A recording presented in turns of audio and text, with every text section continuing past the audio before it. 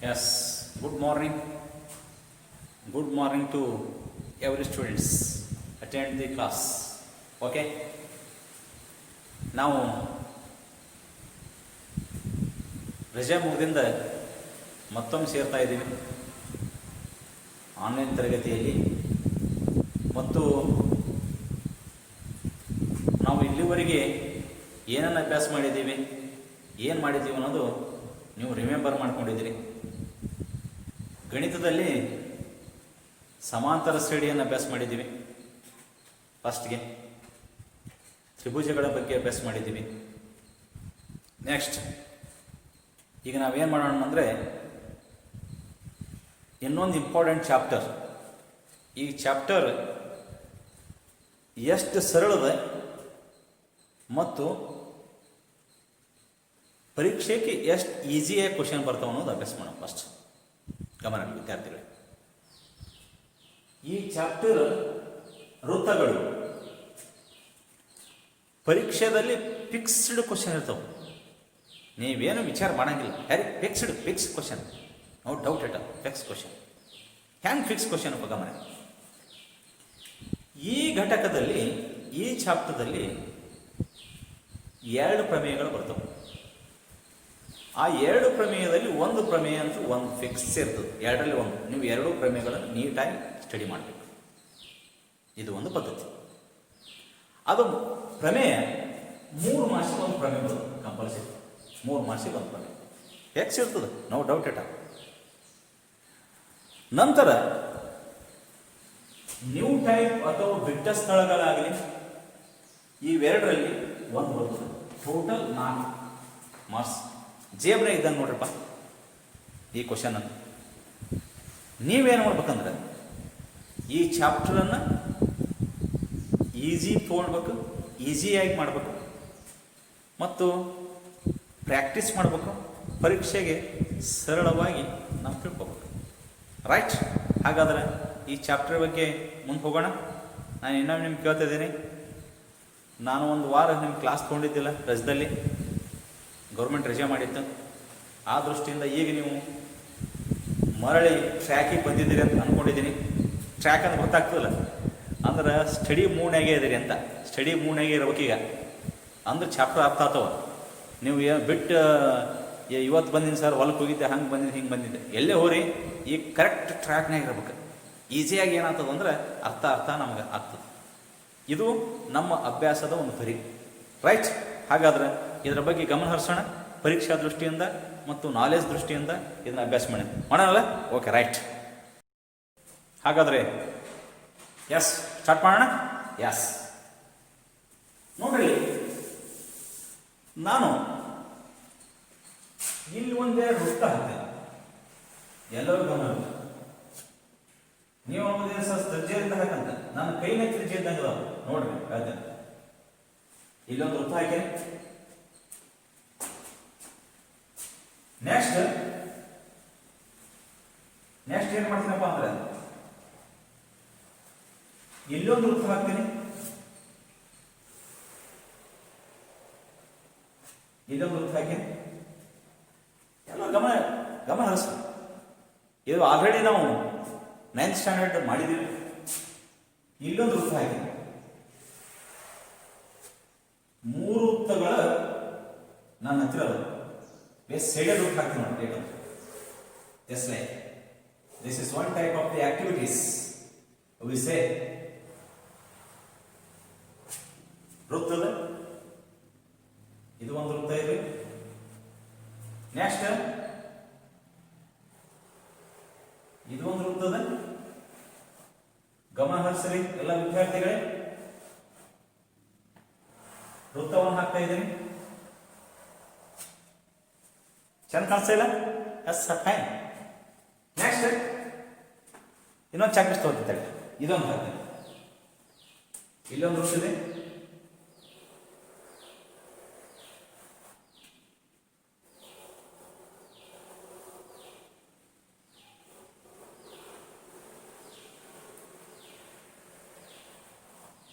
S,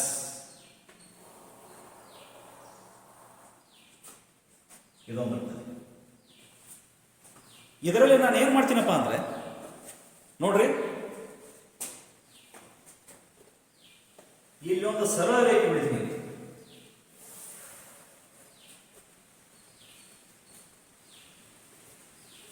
ಒಂದು ಸರಳ ರೇಖೆ ಹೊಡೆದ್ರಿ, ಇಲ್ಲೊಂದು ಸರಳ ರೇಖೆ ಬಿಡ್ತೀನಿ. ಕರೆಕ್ಟಾಗಿ ನೋಡ್ರಿ, ಗಮನ ಹರಿಸ್ರಿ. ಸರಳ ರೇಖೆ ಹೊಡೆದಿನಿ, ಇದ್ರ ಹೆಸರು ಪಿ ಕ್ಯೂ ಅದ, ಇದ್ರ ಹೆಸರು ಪಿ ಕ್ಯೂ ಅದ. ಇಲ್ಲಿ ಎ.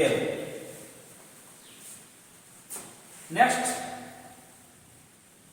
ಇಲ್ಲೊಂದು ಸರಳ ರೇಖೆ ಬಿಡ್ತೀನಿ, ಸರಳ ರೇಖೆ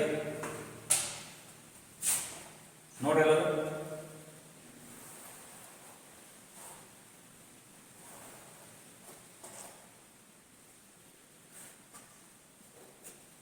ಇದನ್ನು ಪಿ ಕ್ಯೂ ಅದ, ಪಿ ಕ್ಯೂ ಅದ. ಇದು ಇಲ್ಲಿ ಕಟ್ ಆಗಿದೆ, ಎ ಬಿಂದು ಅಂತೀನಿ. ಇಲ್ಲಿ ಕಟ್ ಆಗಿದೆ, ಬಿ ಬಿಂದು ಅಂತೀನಿ. ಮುದ್ದು ವಿದ್ಯಾರ್ಥಿಗಳೇ, ಈಗಾಗಲೇ ನಾವು 9ನೇ ತರಗತಿಯಲ್ಲಿ ವೃತ್ತಗಳ ಬಗ್ಗೆ ಅಭ್ಯಾಸ ಮಾಡಿದ್ದೀವಿ.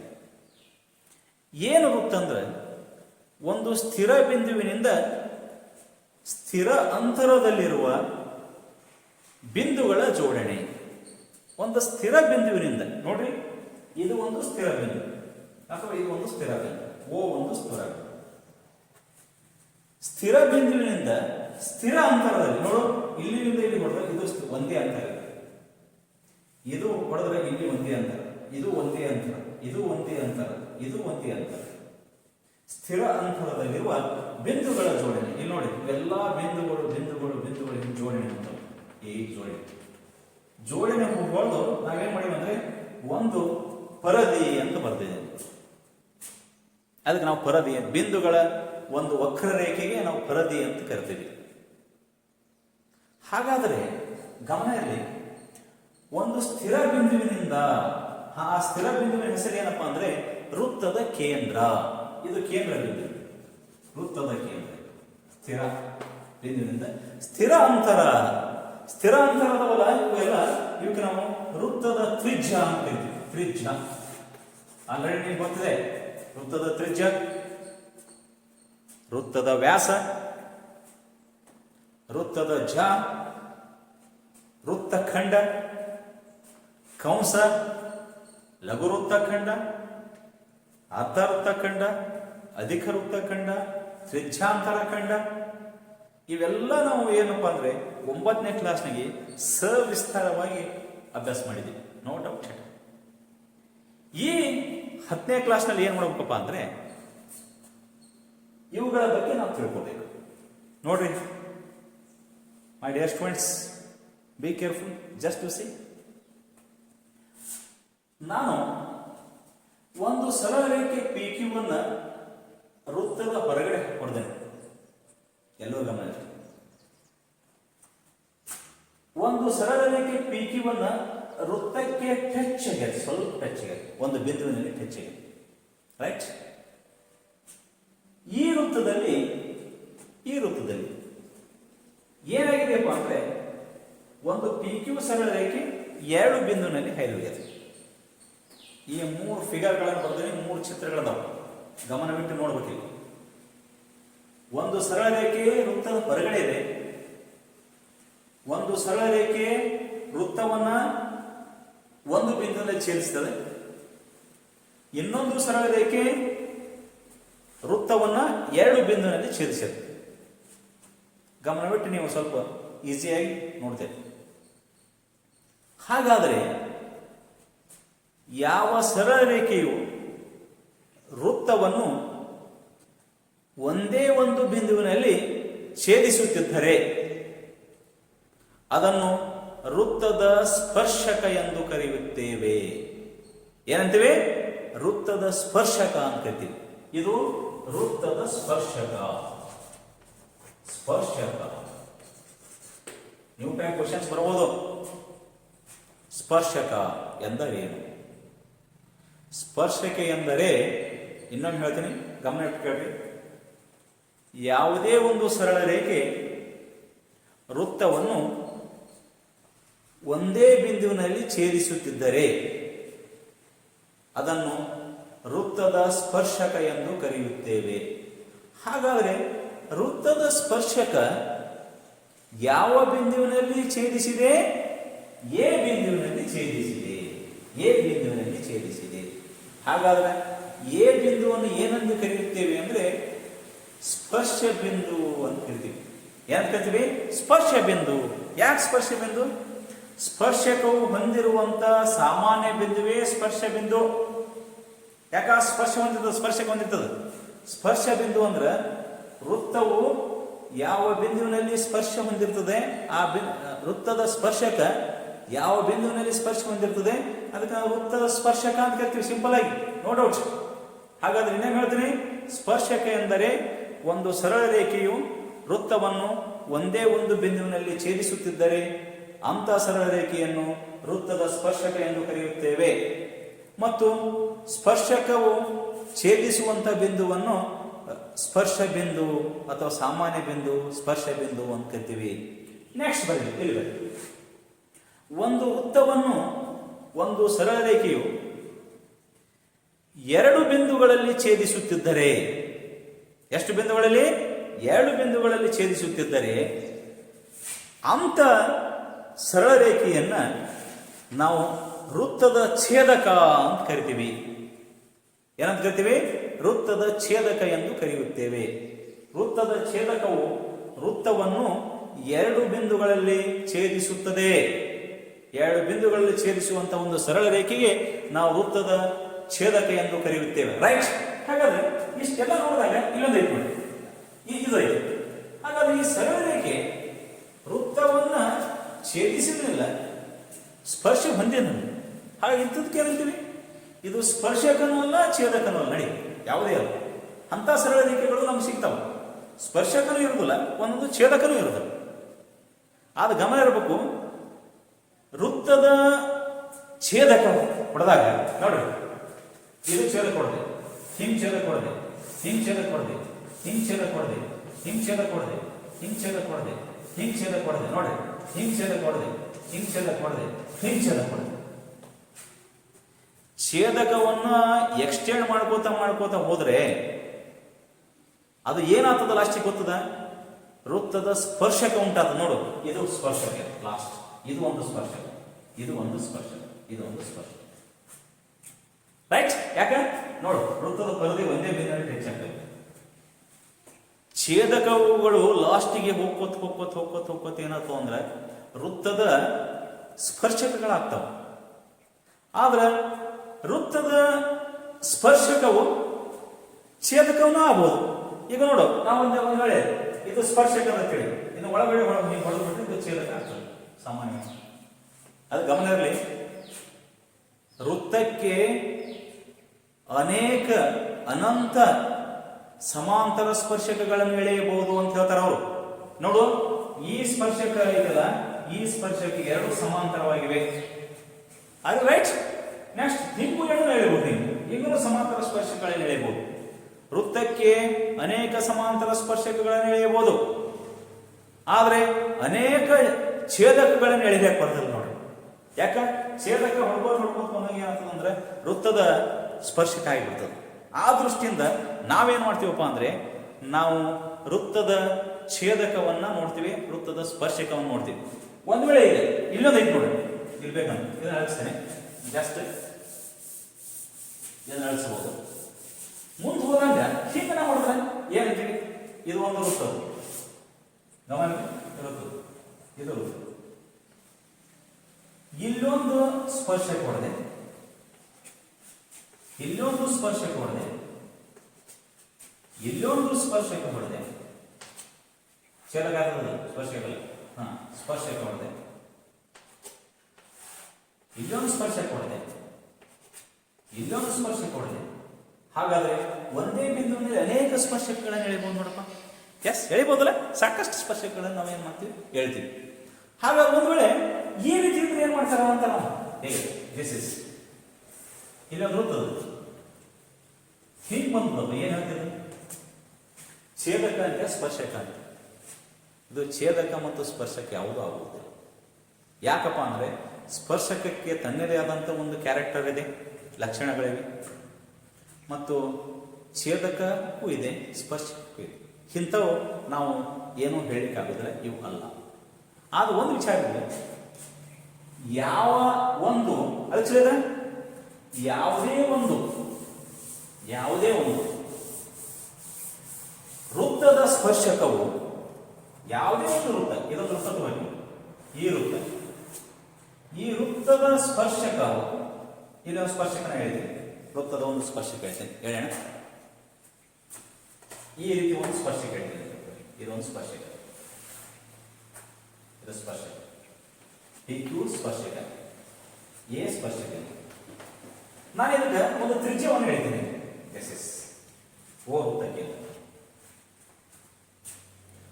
ವೃತ್ತದ ಸ್ಪರ್ಶಕವು ವೃತ್ತದ ತ್ರಿಜ್ಯಕ್ಕೆ ಯಾವಾಗಲೂ ಲಂಬವಾಗಿ ವರ್ತಿಸುತ್ತದೆ. ಇದು ನೆನ್ಪಿಟ್ಕೋಬೇಕು ನೀವು. ಸ್ಪರ್ಶಕ ಫುಲ್ ಹೊಡೆದ್ರಲ್ಲ, ಈಗ ಬೇಗ ಇಲ್ಲೇ ಟಚ್ ಆದ್ರೆ ಸಾಕು, ಒಂದೇ AP ಸ್ಪರ್ಶ, ಇದನ್ನು ಕೂಡ ಸ್ಪರ್ಶಕ ಅಂತ ಕರಿತೀವಿ ನಾವು. ಹಾಗಾದ್ರೆ ಇದು OP ಸೇರಿಸ್ಬಿಡಿ, ಇದು ಒಂದು ಲಂಬಕೋನ ತ್ರಿಭುಜ ನೋಡ್ರಿ.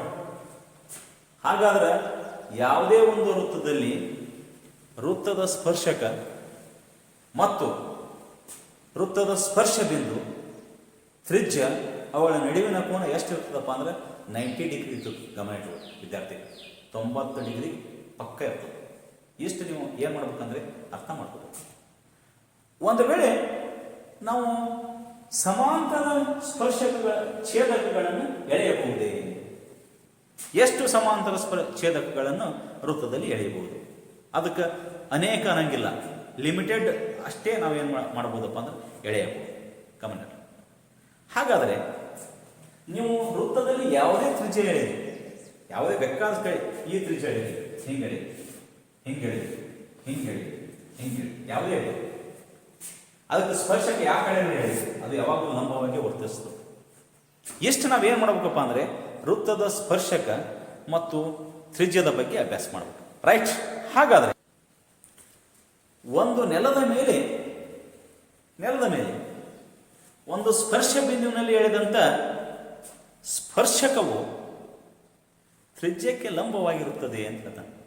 ಉದಾಹರಣೆ ನೋಡ್ರಿ, ನೀವು ಬೈಕ್ ಸವಾರ ಮಾಡ್ತೀರಿ ಅಂತ ಹೇಳ್ಬೇಕು, ಬೈಕ್ ಓಡಿಸ್ತಾ ಇದ್ದೀರಿ ಅಂತ ಹೇಳ್ಬೇಕು, ಬೈಕ್ ಓಡಿಸ್ತೀರಿ.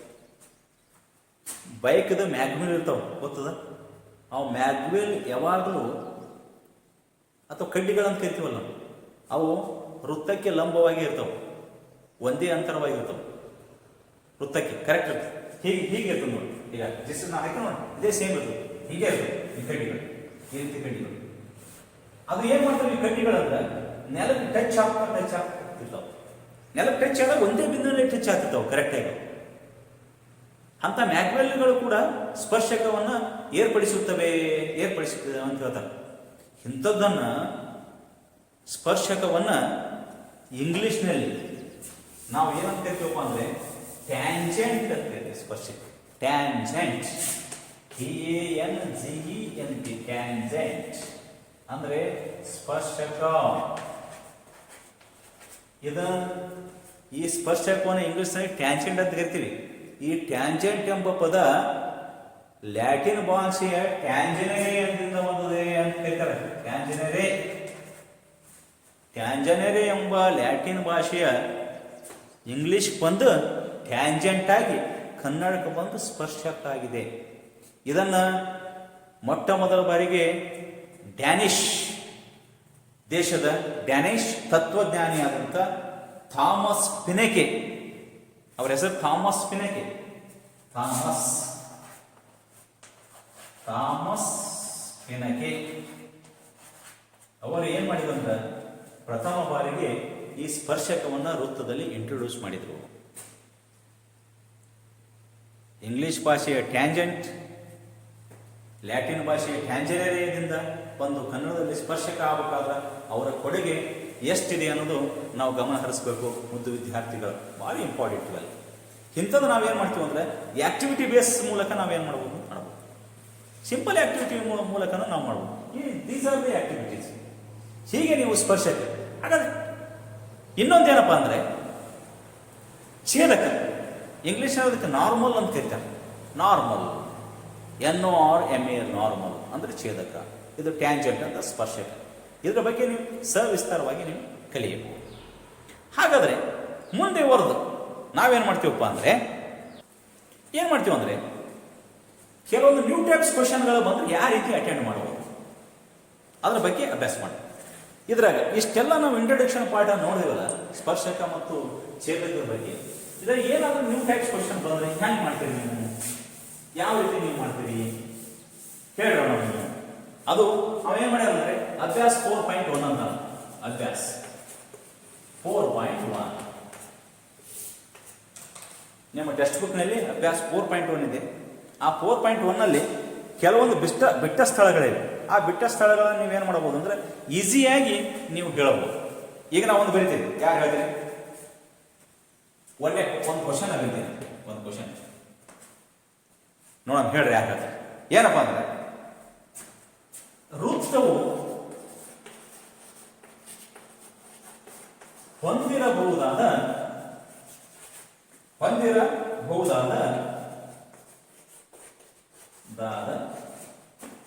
ಸ್ಪರ್ಶಕಗಳ ಸಂಖ್ಯೆ ಎಷ್ಟು? ಯಾರು ಹೇಳ್ತೀರಿ? ಸ್ಪರ್ಶಕಗಳ ಸಂಖ್ಯೆ. ಕ್ವಶನ್ ಮಾರ್ಕ್ ಇಟ್ಟೇನೆ. ವೃತ್ತವು ಎಷ್ಟು ಸ್ಪರ್ಶಕಗಳನ್ನು ಹೊಂದಬಹುದು? ಸಾಕಷ್ಟು ಹೊಂದಬಹುದು. ಅಪರಿಮಿತ, ಅನಂತ, infinite number of tangents to draw on the circle in our circles. ಎಷ್ಟಾದ್ರೂ ಹೇಳಿ. ಕರೆಕ್ಟ್. ಎಸ್. ಇದಕ್ಕೇನು ಲಿಮಿಟೇಷನ್ ಇಲ್ಲ, ಏನೂ ಇಲ್ಲ. ಗಮನ. ನೆಕ್ಸ್ಟ್ ಎರಡನೇ ಕ್ವಶನ್ ಬರ್ತೀವಿ ನೋಡಿ. ಎರಡನೇ ಕ್ವಶನ್ ನಂಬರ್ 2 ಇದೆ. ವೃತ್ತವನ್ನು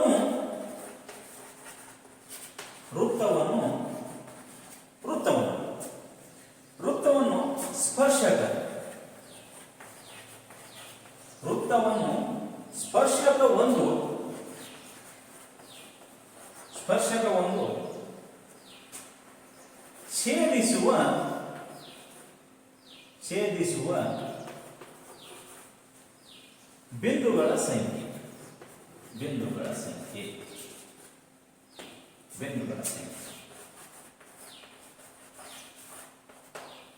ಇದು ಕ್ವಶನ್ ಮಾರ್ಕ್ ಹಾಕ್ತೀನಿ ಅಂತ ಬಿಟ್ಟು ಕೊಳ್ಳೆ. ಒಂದು ವೃತ್ತವನ್ನು ಸ್ಪರ್ಶಕವನ್ನು ಛೇದಿಸುವ ಬಿಂದುಗಳ ಸಂಖ್ಯೆ ಎಷ್ಟು? ಸ್ಪರ್ಶಕ ಎಷ್ಟು ಬಿಂದುಗಳಲ್ಲಿ ಛೇದಿಸುತ್ತದೆ? ಎಸ್, ಕೇವಲ ಒಂದೇ ಒಂದು ಬಿಂದುವಿನಲ್ಲಿ ಛೇದಿಸುತ್ತದೆ. ನೆನಪಿಡಬೇಕು ವಿದ್ಯಾರ್ಥಿಗಳು. ವೃತ್ತವು ಛೇದಿಸುವಂತಹ ಬಿಂದುಗಳ ಸಂಖ್ಯೆ ಎಷ್ಟು? 1 ಅನ್ನಬೇಕು. ಒಂದೇ ಒಂದು ಅನ್ನೋದಕ್ಕಿಂತ 1 ಅಂತ ಅನ್ನಬೇಕು. ರೈಟ್? ಎಸ್. Third question. ವೃತ್ತವನ್ನು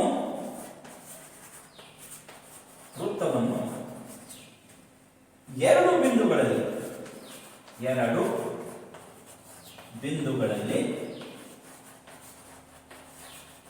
ವೃತ್ತವನ್ನು ಎರಡು ಬಿಂದುಗಳಲ್ಲಿ ಛೇದಿಸುವ ರೇಖೆ.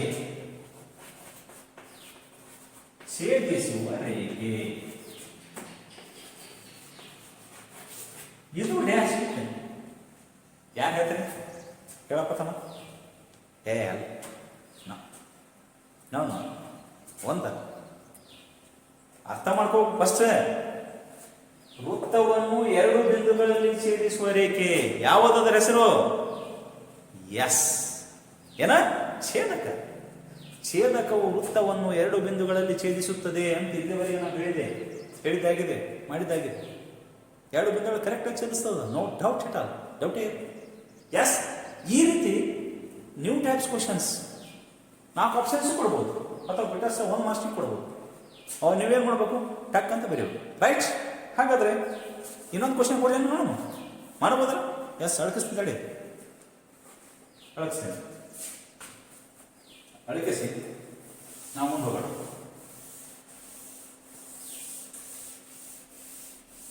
ಎಸ್. ಓಕೆ. ರೈಟ್? ವಿದ್ಯಾರ್ಥಿ ಇಲ್ಲಿ ನೋಡ್ರಪ್ಪ, ಒಂದು ಈಸಿ ಮೆಥಡ್ ಅನ್ನು ನಾವು ಫಾಲೋ ಮಾಡ್ತೀವಿ. ಸ್ಟಾರ್ಟ್ ಆಗಿದೆ. ಒಂದು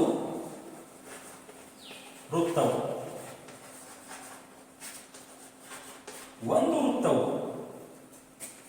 ಹೊಂದಿರಬಹುದಾದ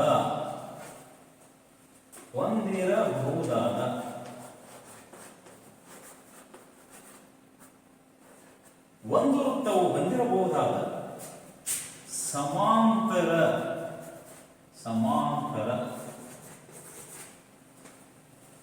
ಸ್ಪರ್ಶಕಗಳ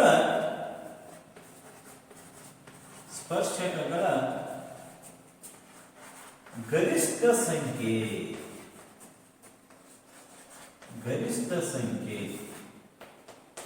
ಡ್ಯಾಶ್.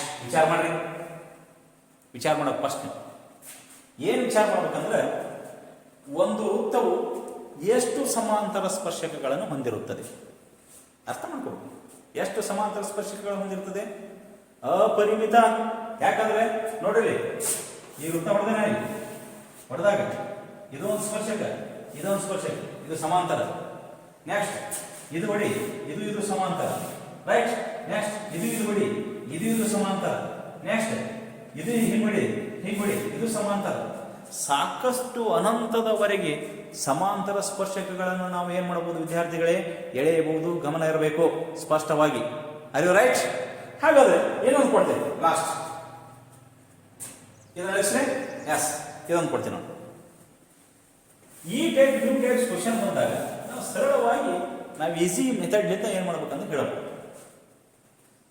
ನೆಕ್ಸ್ಟ್ ಆಗಿದೆ, ಒಂದು ವೃತ್ತ ಸ್ಪರ್ಶಕ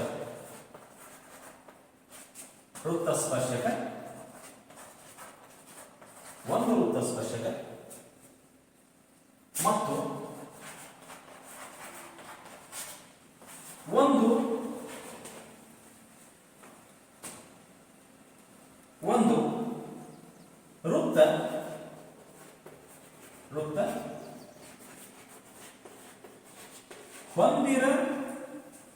ವೃತ್ತ ಹೊಂದಿರುವ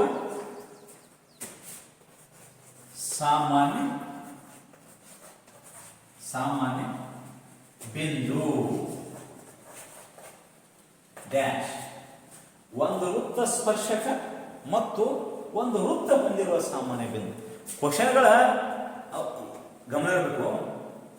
ಈ text book NCERT text book ಏನಾಗಿದೆ ಅಂದರೆ ಇಂಗ್ಲಿಷ್ ಮೀಡಿಯಮ್ದಿಂದ ಟ್ರಾನ್ಸ್ಲೇಟ್ ಆಗಿದೆ ಕನ್ನಡ ಮೀಡಿಯಮ್ಗೆ.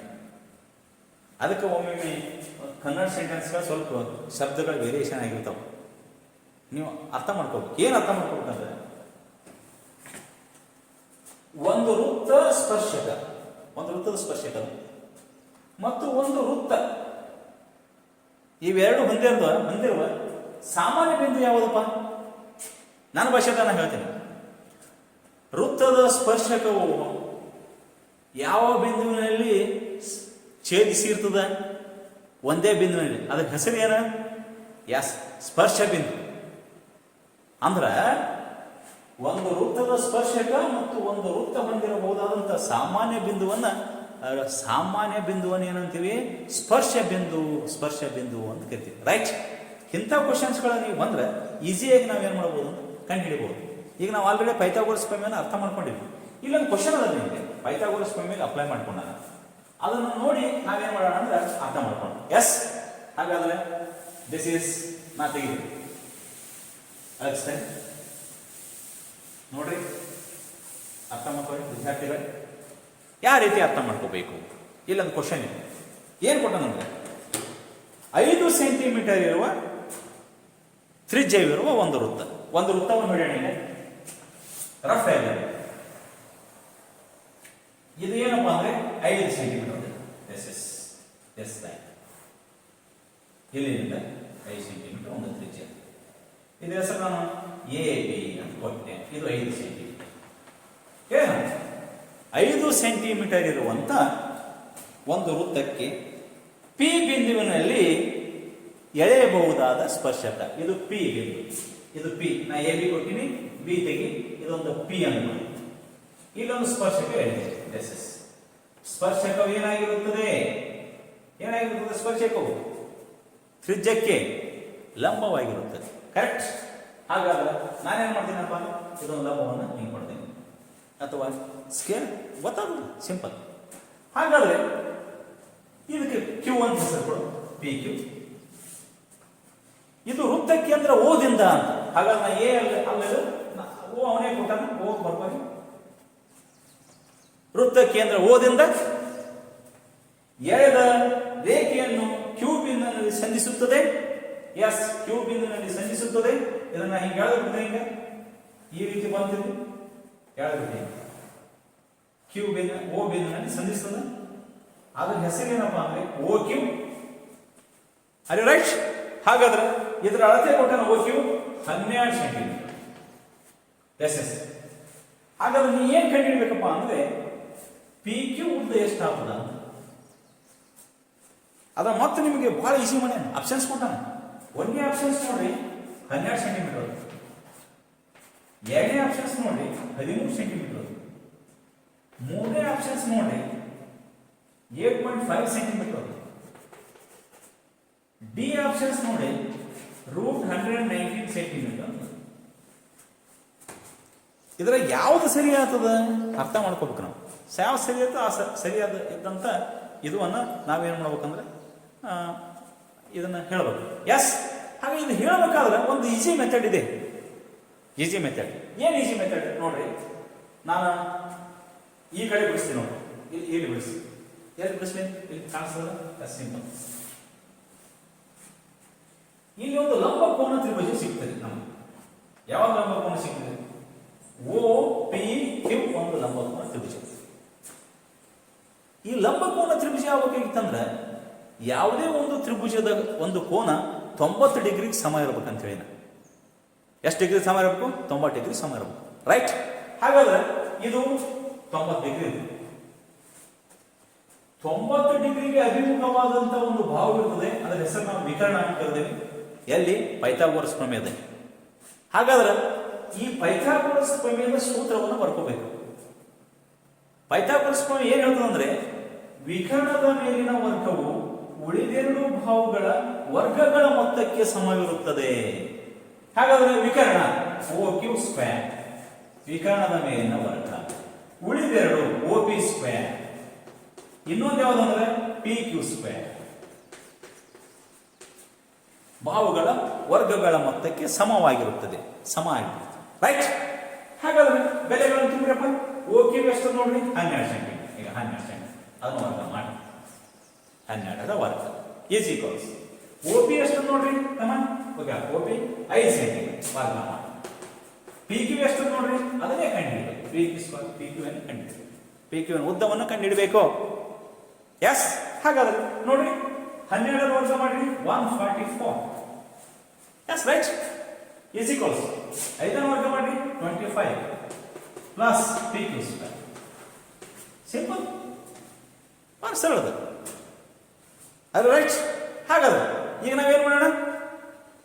25 left side ತರೋಣ. ಎಷ್ಟಾಗ್ತದೆ ಅಂದ್ರೆ ಮೈನಸ್ ಆಗ್ತದೆ. 144 minus 25 is equals P Q square.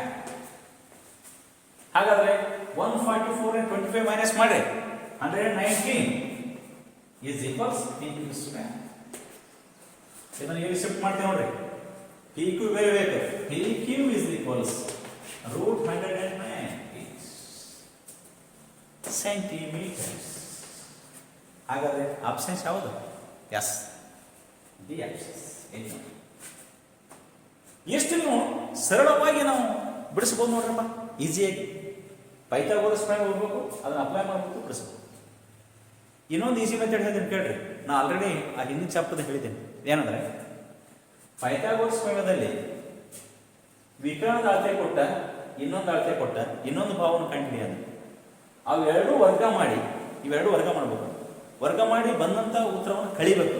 ಕಳೆದು ವರ್ಗವನ್ನು ಕಂಡುಹಿಡಿಬೇಕು. ಈಗ ಡೈರೆಕ್ಟ್ ವರ್ಗ ಮಾಡ್ಬೇಕು, ಕಳಿಬೇಕು. ಕಳೆದ ಏನ್ ಮಾಡ್ಬೇಕಂದ್ರೆ ವರ್ಗ ಕಂಡುಹಿಡಿಬೇಕು. ಒಂದು ವೇಳೆ ಎರಡೂ ಭಾವ ಕೊಟ್ಟನಪ್ಪ, ಈ ಭಾವ ಕೊಟ್ಟನಂತ ಎಸ್, ವಿಕರ್ಣ ಕಂಡುಹಿಡಿಬೇಕಂದ್ರೆ ಏನು ಮಾಡ್ಬೇಕು? ಎರಡು ಭಾವವನ್ನು ವರ್ಗ ಮಾಡಿ ಕೂಡಿಸ್ಬೇಕಾ? ಏನ ಕೂಡಿಸಿ ಏನು ಮಾಡ್ಬೇಕಪ್ಪ ಅಂದ್ರೆ ವರ್ಗಮೂಲ ಕಂಡುಹಿಡಿಬೇಕು. ಇದು ಈಸಿ ಮೆಥಡ್. ಇದು ನೀವು ಟೈಪ್ಸ್ ಕೊಟ್ಟ ಹಾಗೆ ಮಾಡ್ಬೇಕು ಎಕ್ಸಾಮ್ದಾಗ. ಇಷ್ಟೆಲ್ಲ ನೀವು ಬಿಡಿಸ್ಕೊಂತ ಕೂತ್ರೆ ನೋ ಟೈಮ್ ಸಾಲಲ್ಲ. ಇದು 1 marks question, new types question ಇದೆ. ಈ ನ್ಯೂ ಟೈಪ್ಸ್ ಕ್ವಶನ್ಸನ್ನು ನಾವೇನು ಮಾಡಬೇಕು, ಈಸಿ ಈ ಮೂಮೆಂಟನ್ನು ನಾವು ಫಾಲೋ ಮಾಡಬೇಕು. ಹೀಗೆ ಮುದ್ದು ವಿದ್ಯಾರ್ಥಿಗಳೇ, ನಾವು ಏನು ಮಾಡ್ತೀವಪ್ಪ ಅಂದರೆ, ಇಂಥ ವೃತ್ತದ ಸ್ಪರ್ಶಕ ಮತ್ತು ವೃತ್ತದ ಛೇದಕದಲ್ಲಿ ಛೇದಕದ ಉದ್ದ, ಸ್ಪರ್ಶಕದ ಉದ್ದ ಕಂಡುಹಿಡ್ತೀವಿ, ತ್ರಿಜ್ಯಗಳ ಉದ್ದ ಕಂಡುಹಿಡ್ತೀವಿ, ವಿಕರ್ಣದ ಉದ್ದವನ್ನು ಕಂಡುಹಿಡ್ತೀವಿ, ನಾವು ಬೇಕಾದಂಗೆ ಕಂಡುಹಿಡ್ತೀವಿ. ರೈಟ್? ಇಲ್ಲೊಂದು ನಿಮಗೆ ಒಂದು ನಾನು ಪದ್ಧತಿ ಹೇಳಿದ್ರೆ ಈ ರೀತಿ ಇವೊಂದು ಕಂಡುಹಿಡ್ತೀವಿ. ಒಂದು ಸರಳ ಇನ್ನೊಂದು ಪದ್ಧತಿ ಏನು ಹೇಳ್ತಾನಂದ್ರೆ, ಇಲ್ಲೊಂದು ವೃತ್ತದ, ಈ ವೃತ್ತದ, ಇದು ವೃತ್ತದ ಕೇಂದ್ರದಲ್ಲಿ ಓ ಅಂತ ವೃತ್ತದ ಕೇಂದ್ರ, ಪಿ ಅಂತ ವೃತ್ತದ ಬಾಹ್ಯ ಬಿಂದು. ಬಾಹ್ಯ ಬಿಂದು ಅಂದ್ರೆ ಏನು? ಹೊರಗಿನ ಬಿಂದು. ಬಾಹ್ಯ ಬಿಂದುವಿನಿಂದ ನಾನು ವೃತ್ತಕ್ಕೆ ಒಂದು ಸ್ಪರ್ಶಕ ಇದೆ, ಇಲ್ಲಿಂದ ಹಿಂಗೊಂದು ಸ್ಪರ್ಶಕ ಇದೆ, ನೆಕ್ಸ್ಟ್ ಹಿಂಗೊಂದು ಸ್ಪರ್ಶಕ ಇದೆ. ನೋಡ್ರಪ್ಪ ಎಲ್ಲರೂ ನೋಡ್ರಿ, ಪಿ ಕ್ಯೂ ಆರ್.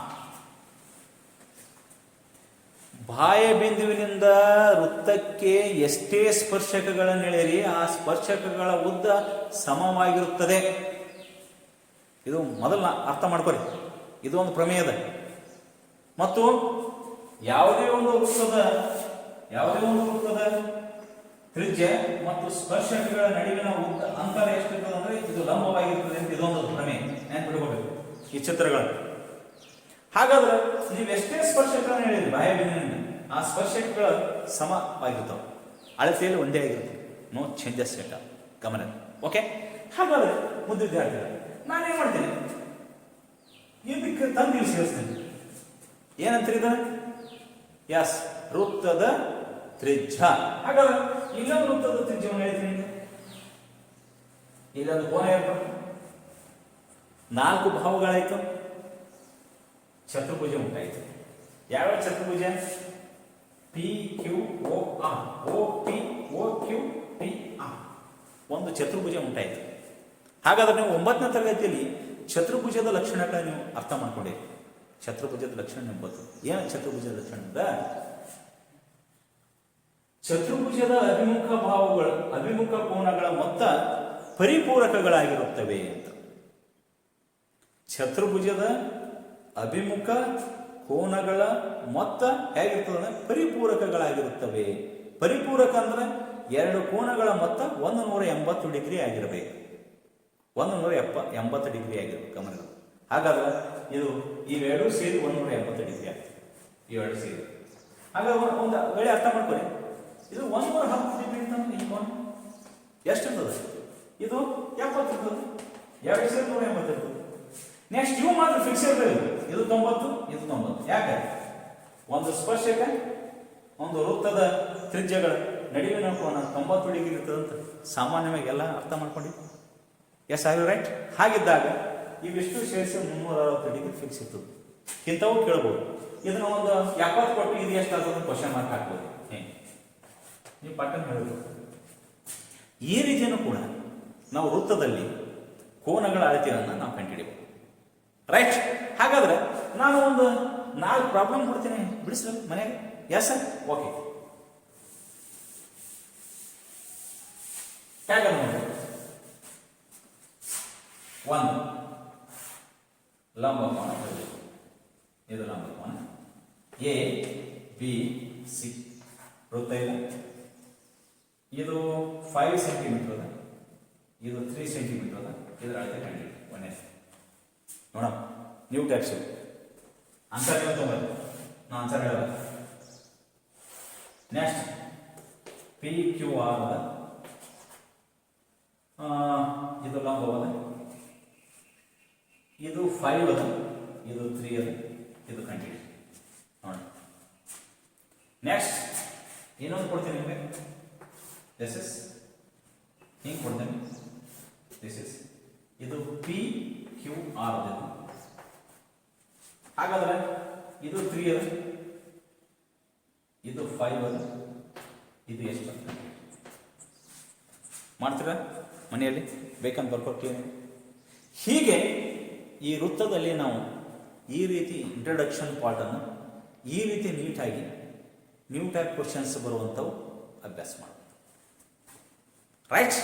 ಹಾಗಾದರೆ ಇಷ್ಟೆಲ್ಲ ನಿಮ್ಗೆ ಅರ್ಥ ಆಯ್ತಂದರೆ ನಾನು ಮುಂದಿನ ತರಗತಿಯಲ್ಲಿ ಏನು ಮಾಡ್ತೀನಪ್ಪ ಅಂದರೆ 2 ಪ್ರಮೇಯಗಳ ಸ್ಟ್ಯಾಂಡರ್ಡ್, ಆ ಪ್ರಮೇಯಗಳನ್ನ ನಿಮ್ಗೆ ಹೇಳ್ತೀನಿ. ಆ ಪ್ರಮೇಯಗಳನ್ನು ಸಾಧನೆ ಮಾಡೋಣ. ಆ ಪ್ರಮೇಯಗಳ ಸಾಧನೆ ಮಾಡಿದ್ರೆ ನಿಮ್ಮ 3 ಮಾರ್ಕ್ಸ್ ಒಂದು ಫಿಕ್ಸ್ ಬರ್ತದೆ. ನೆಕ್ಸ್ಟ್ ಎಕ್ಸಾಮ್ಗೆ ಹೆಲ್ಪ್ ಆಗ್ತದೆ. ಆರಾಮ್ ನಾವು ಅಭ್ಯಾಸ ಮಾಡಿ ಬರಿಬೋದು, ಡೈಲಿ ಪ್ರಾಕ್ಟೀಸ್ ಮಾಡಿ. ಓಕೆ. ಹಾಗಾದರೆ ಡಿಯರ್ ಸ್ಟೂಡೆಂಟ್ಸ್, ಮೈ ಡಿಯರ್ ಸ್ಟೂಡೆಂಟ್ಸ್, ಇವತ್ತಿನ ತರಗತಿಯನ್ನು ನಾನು ಇಲ್ಲಿ ಮುಗಿಸ್ತಾ ಇದ್ದೇನೆ. ಎನಿ ಡೌಟ್ಸ್ ಇದ್ದರೆ ನಾನು ಕೇಳ್ರಿ. ಎಸ್. ಓಕೆ, ಮುಗಿಸ್ಲಾ? Thank you very much.